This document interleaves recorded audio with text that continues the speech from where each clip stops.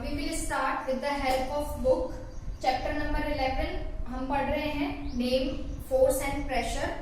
Book है science की, let's learn एजुकार्ट publisher है इसके बुक के. साइंस 8th क्लास की बुक है. चैप्टर 11 हमने स्टार्ट किया है force and pressure. Page number है 119. आप अपनी बुक्स में खोल सकते हैं. इसके बाद फर्स्ट की पॉइंट्स जो हम इस चैप्टर में पढ़ेंगे वो होगा what is force,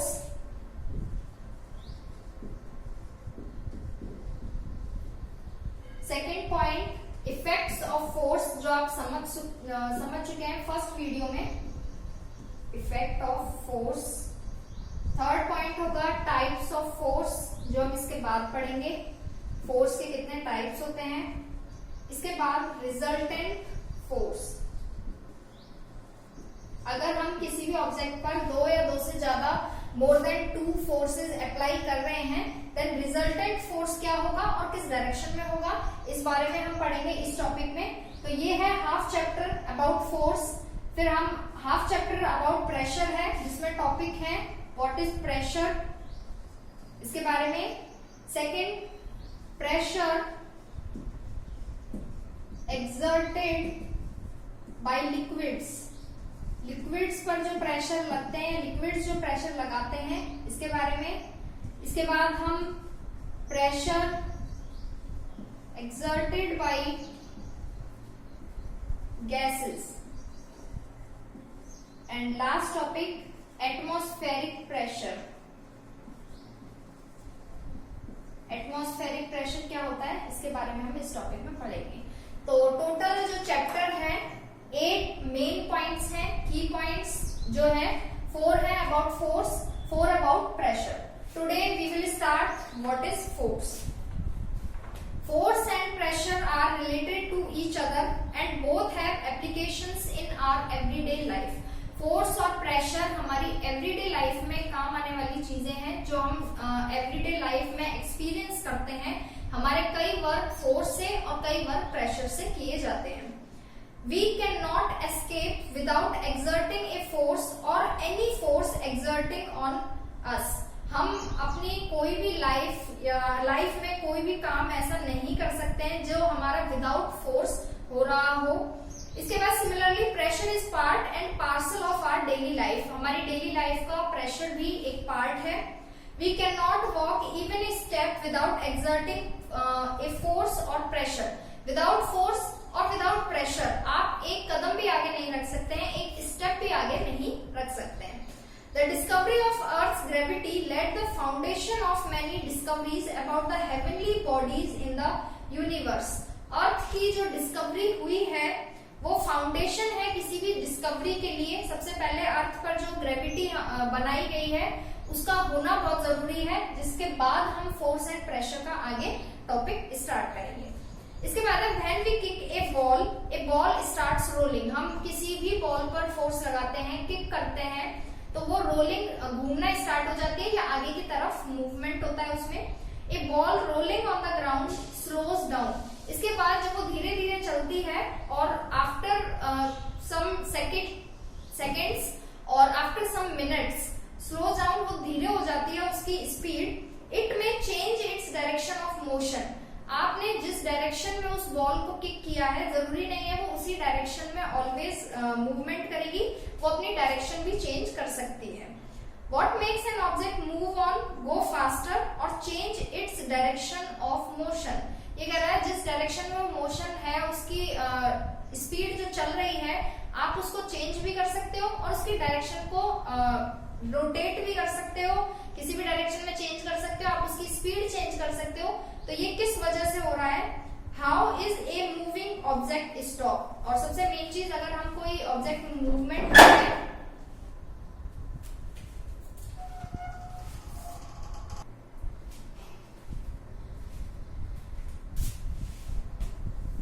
to open a door we pull the handle, to make a swing move we have to push, to move a ball we have to kick. ये कह रहा है आप किसी भी डोर को ओपन करने के लिए किसी भी हैंडल को पुल करेंगे तभी वो डोर होगा, ओपन होगा. किसी भी बॉल को मूवमेंट के लिए आपको उसमें किक देनी होगी। Action such as opening a door, picking a book, मैंने ये बुक उठा रखी है, kicking a ball, pulling a chair, किसी भी चेयर को खींचना, are generally use to describe certain happenings, ये हमारी डे टू डे लाइफ में, डेली लाइफ में ये हमारे साथ होता है। इसके बाद each of these action usually results in some kind of change in the motion of any object. इस जो भी ये वर्क हो रहा है, जो भी ये एक्शन हो रहा है, पुश का, पुल का, या किसी भी किक करने का, उठाने का, किसी भी चीज को लिफ्ट करने का, तो इन सभी में मोशन जो होता है, जो स्पीड है या फिर जो उसकी जगह है, वो चेंज होती है किसी भी ऑब्जेक्ट की। Each of the actions can be grouped as a push और ए पुल और बोथ, और हम किसी भी ऑब्जेक्ट पर एक टाइम में पुश भी कर सकते हैं, किसी भी ऑब्जेक्ट को पुल भी कर सकते हैं, और दोनों भी लग सकते हैं, push and pull at the same time. Now page number 120, what is force? In science a push और a pull on a body, किसी भी ऑब्जेक्ट पर या किसी बॉडी पर किसी भी तरह का पुश और पुल जो होगा is commonly called a force, उसे हम फोर्स कहते हैं। A force happens when two objects interact, that is when one object does something to the other object. Force जब ही लग सकता है जब एक ऑब्जेक्ट दूसरे ऑब्जेक्ट के कांटेक्ट में आता है। When one object does something to the other object, interaction does not mean that two objects must always be in contact with each other. Interaction मैंने बताया है, फोर्स दो तरीके से लगा सकते हो आप, डायरेक्टली इंटरेक्शन करके या डायरेक्टली कांटेक्ट में आके। अगर मुझे ये बुक पुश करनी है या पुल करनी है, तो अगर मैं इसको डायरेक्ट टच कर रही हूँ, दैट वो होगा डायरेक्टली इंटरेक्शन। और अगर मैं इस बुक के थ्रू किसी सेकंड ऑब्जेक्ट को मूवमेंट करा रही हूँ, देन वो इनडायरेक्ट इंटरेक्शन होगा। तो किसी भी इंटरेक्शन के लिए ये जरूरी नहीं है कि आपको एक ऑब्जेक्ट को दूसरे ऑब्जेक्ट में कांटेक्ट में आना जरूरी है। इसके बाद है be in the contact with each other but there must be some transfer of energy. और जब भी हम कोई फोर्स लगाते हैं, वहां एक एनर्जी ट्रांसफर भी होती है। जैसे ही आप समझ सकते हैं, आप कोई भी छोटी बॉल पुश करेंगे तो शायद एनर्जी कम ट्रांसफर होगी, तो फील नहीं होगा। अगर हम किसी भी बड़े स्टोन को धक्का दे रहे हैं, तो उसमें हमारी एनर्जी भी ट्रांसफर हो रही है, दैट्स वाई हम किसी काम को करने के बाद थक जाते हैं। The transfer of energy may be visible or invisible. Transfer of energy visible भी हो सकता है, आपको दिखाई भी दे सकता है, महसूस हो सकता है, और नहीं भी हो सकता है। When the interaction stop, the force stops. ये कह रहा है जब आपका कांटेक्ट हट जाएगा, कांटेक्ट नहीं रहेगा, इंटरेक्शन नहीं रहेगा, तो वहां से वहीं पर फोर्स भी स्टॉप हो जाएगा। In other words, an interaction of one body with another body results in a force between two bodies. तो ये कह रहा है किसी भी दो ऑब्जेक्ट में जो इंटरेक्शन होगा, वही एक रिजल्ट होगा फोर्स का। Now look at these pictures दिए हुए हैं बुक में। एक फुटबॉलर है जो एक फुटबॉल को किक मार रहा है, and second opening a drawer, आप किसी भी टेबल की ड्रॉर खोल रहे हैं, and third batsman hitting a ball, और जो बैट्समैन होता है वो बॉल हिट करता है। To make a ball move we kick it, किसी भी बॉल को मूवमेंट कराने के लिए हमें उसे किक करने की नीड होती है। टू ओपन ए ड्रॉर, और अपोजिटली अगर आपको किसी ड्रॉर को खोलना है, देन आप उसको पुल करेंगे। To make a swing move we have to push it. We can conclude from these examples that at least two objects need to interact with each other. किसी भी फोर्स लगाने के लिए किसी भी ऑब्जेक्ट पर दो ऑब्जेक्ट का होना जरूरी है। एक सिंगल ऑब्जेक्ट कहीं भी कोई फोर्स नहीं लगा सकता है। To produce a force between them, we use different words to describe force. Some of the action word force describe करने के लिए बहुत सारे वर्ड हैं। अभी आपने पुशिंग और पुलिंग, थर्ड आप किकिंग भी बोल सकते हैं। तो ये क्या वर्ड है? फर्स्ट पुशिंग, पुलिंग, लिफ्टिंग, किसी भी चीज को उठाना, जैसे मैंने ये बुक लिफ्ट की हुई है।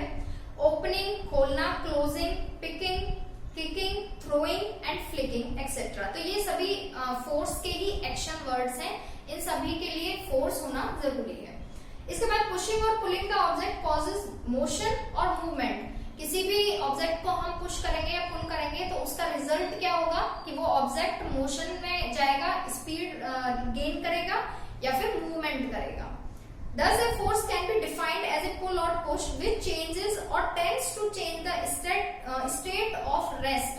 मैंने बताया था अगर कोई भी ऑब्जेक्ट रेस्ट पर है दैट मीन उसमें कोई भी मोशन नहीं है, स्पीड 0 है, तो आप फोर्स लगाकर आप उसके जो रेस्ट है उसको आप चेंज कर सकते हैं मूवमेंट में। सिमिलरली अगर कोई ऑब्जेक्ट मूव कर रहा है, मूवमेंट में है, देन आप by the applying of force आप उसको रेस्ट में ला सकते हैं। तो आप दोनों वर्क कर सकते हैं with the help of force. The direction in which the object is pushed or pulled is called the direction of the force. ये डेफिनेशन मेन है। डायरेक्शन ऑफ फोर्स क्या होगा कि जिस डायरेक्शन में आप फोर्स लगा रहे हैं वो उसकी डायरेक्शन होगी। इसके बाद नेक्स्ट टॉपिक आता है यूनिट ऑफ फोर्स।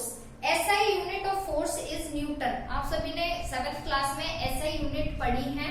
मास, हम कोई भी चीज लेकर आते हैं, जैसे हम अगर शुगर लेकर आते हैं 1 किलो, देन जो किलोग्राम है वो उसकी यूनिट है मास की। सिमिलरली अगर हम दूध लेकर आते हैं, मिल्क, उसको हम लीटर में डिनोट करते हैं लिक्विड्स को, तो हम जो फोर्स होगा इसको डिनोट करेंगे न्यूटन में। फोर्स की यूनिट होगी न्यूटन। मैं बता चुकी हूं इसका सिंबल होगा N। The SI unit of force is Newton, named after the famous scientist Sir Isaac Newton। Isaac Newton name था साइंटिस्ट का पूरा, जिन्होंने ये दिया था फॉर्मूला फोर्स का। तो इन्हीं के नेम पर, न्यूटन पर ही इसकी यूनिट रखी हुई है। इसके बाद है किलोग्राम वेट। 1 किलोग्राम वेट जिसको बोलेंगे, जिसको हम मास को किलोग्राम में डिनोट करते हैं, तो अगर हम 1 किलोग्राम की बात करें तो अगर न्यूटन में बात करें तो उसकी वैल्यू हो जाएगी 9.8 न्यूटन। मीन न्यूटन में 9.8 इक्वल है 1 किलोग्राम वेट की। क्लियर? इसके बाद है kilogram weight is also unit used for force where 1 kilogram weight equal to 9.8 newton. Weight को आप WT से लिख सकते हैं, 1 kilogram weight equal to 9.8 Newton.